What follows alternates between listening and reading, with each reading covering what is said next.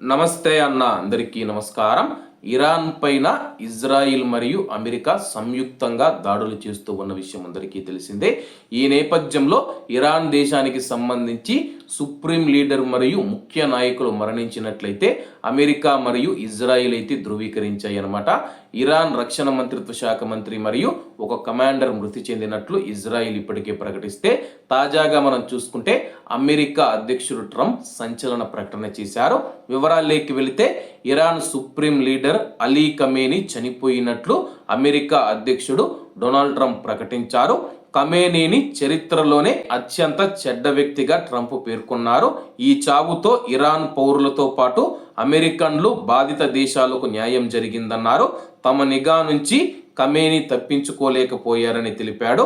ఇరాన్ను తిరిగి స్వాధీనం చేసుకోవడానికి అక్కడి ప్రజలకు ఇది అతిపెద్ద అవకాశం అన్న ట్రంప్ దాడులు మరో వారం కొనసాగుతాయని చెప్పి స్పష్టం చేయడం జరిగింది. మరోవైపు ఇజ్రాయిల్ కూడా మనం చూసుకుంటే కానీ అధికారికంగా ప్రకటన చేసింది.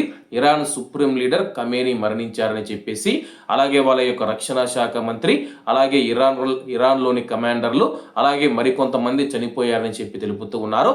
అలాగే దీనిపైన ఇరాన్ విదేశీ వ్యవహారాల మంత్రిత్వ శాఖ మంత్రి స్పందిస్తూ, మాకు తెలిసినంత వరకు సుప్రీం లీడర్ ఇంకా చనిపోలేదు, ఖమేనీ బతికి ఉన్నారని చెప్పి తెలిపారనమాట. దీనిపైన సోషల్ మీడియా వేదికగా కొంతమంది ప్రశ్నిస్తూ ఉన్నారు.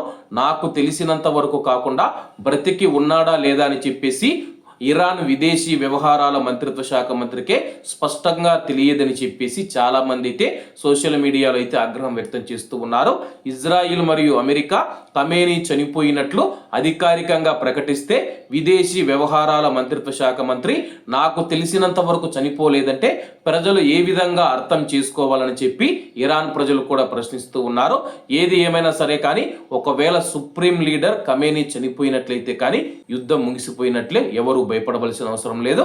కాబట్టి అందరూ బాగుండాలి, అందులో మనం ఉండాలి. అందరికీ నమస్తే అన్న, జై హింద్.